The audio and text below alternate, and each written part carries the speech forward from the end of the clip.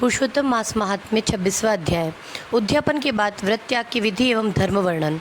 वाल्मीकि जी बोले, संपूर्ण पापों के नाश के लिए, विष्णु भगवान की प्रसन्नता के लिए विधि पूर्वक धारण किए हुए नियमों को उद्यापन के बाद त्याग की विधि कहता हूँ। हे राजन, नक्त व्रत, रात्रि में भोजन करने वाला मनुष्य व्रत की समाप्ति में ब्राह्मणों को भोजन करावे। अयाचित व्रत, बिना कुछ मांगे जो मिल जाए उसे ही खाकर रहे। मैं स्वर्ण दान करे। अमावस्या को भोजन का नियम करने वाला दक्षिणा सहित गौ का दान करे। आंवले से स्नान करने वाला दही या दूध दे। हे राजन, फलों का नियम किया है तो फल दान करे। तेल छोड़ा हो तो घी दे। घी का नियम लिया हो तो दूध दे। हे राजन, अन्न का नियम लिया हो तो गेहूं और चावल दे। हे नृपश्रेष्ठ, पृथ्वी में शयन करने के नियम में रुई का गद्दा, तकिया और चद्दर सहित सैया दे। पत्तल में भोजन करने वाला घी और खांड का दान कर ब्राह्मण को भोजन करावे। मौन व्रत में सपत्नीक ब्राह्मण को भोजन करावे तथा सुवर्ण सहित घंटा तिल का दान करे। हे राजन, नख और बाल ना बनवाने के नियम में दर्पण दे। जूता पहनना छोड़ा हो तो जूतों का दान दे। नमक त्यागने पर अनेक प्रकार के रस दान दे। दीपदान किया हो तो पात्र सहित दीप का दान करे। भक्ति से अधिमास में जो मनुष्य इस प्रकार करता है वह सदा वैकुंठ में वास करता है। तांबे की कटोरी में घी और स्वर्ण की बत्ती रखकर दीप का दान करे। व्रत की संपूर्णता के लिए चाहे एक पल का ही दान करे। एकांतर उपवास में वस्त्र उड़ाकर सुवर्ण के टुकड़ा सहित सोने के या मिट्टी के 8 घड़ा दान में दे। मास के अंत में छाता, जूता सहित 30 लड्डुओं का दान करे और बोझा ढोने लायक बैल दे। इन सब के अभाव में असमर्थता होने पर हे राजन, सभी व्रतों का सिद्धिदाता ब्राह्मण का आशीर्वाद होता है। जो मनुष्य एकमात्र अन्न में मलमास को बिताता है वह मनुष्य चतुर्भुज विष्णु रूप हो परम गति प्राप्त करता है। इस संसार में एक अन्न से उत्पन्न कुछ भी नहीं है। एक अन्न के सेवन से सिद्ध मुनिजन उत्कृष्ट मोक्षों को प्राप्त हुए हैं। जो मनुष्य अधिमास में रात्रि में भोजन करता है वह राजा हो सभी कामनों को प्राप्त करता है, इसमें संशय नहीं है। प्रातःकाल देवता भोजन करते हैं और दोपहर में मुनिजन, तीसरे प्रहर में पितृगण और चौथे प्रहर में मनुष्य अपनी आत्मा की तृप्ति के लिए भोजन करते हैं।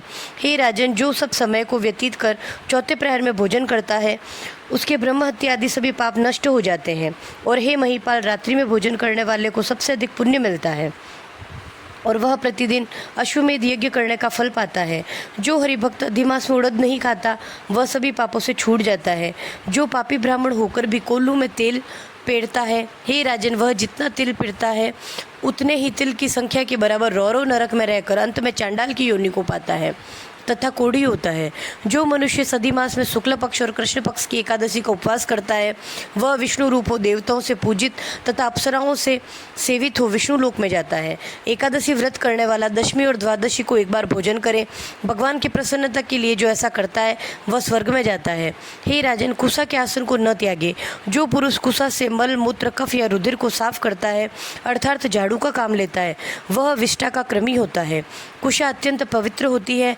कुशा के बिना सभी धर्म क्रिया व्यर्थ है, क्योंकि कुशा की जड़ में ब्रह्मा, बीच में जनार्दन भगवान और अग्रभाग में शंकर भगवान निवास करते हैं। इसीलिए कुशा से मार्जन करें। शूद्र जमीन से कुशा को ना उखाड़ें और कपिला गाय का दूध ना पीवें। हे भूपते, न ढाक पलास के पत्तल में भोजन करें और ना ओंकार मंत्र का उच्चारण करें। ना यज्ञ का बचा हुआ अन्न खावें।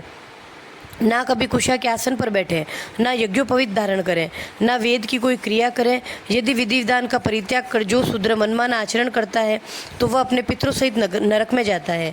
इसके पश्चात वह मुर्गा, सुअर और वानर की योनि पाता है। इसलिए शूद्र कभी भी ओमकार मंत्र का उच्चारण ना करे। हे राजन, ब्राह्मणों को नमस्कार करने से शूद्र का नाश हो जाता है। ब्राह्मणों के नमस्कार करने से शूद्र का नाश हो जाता है।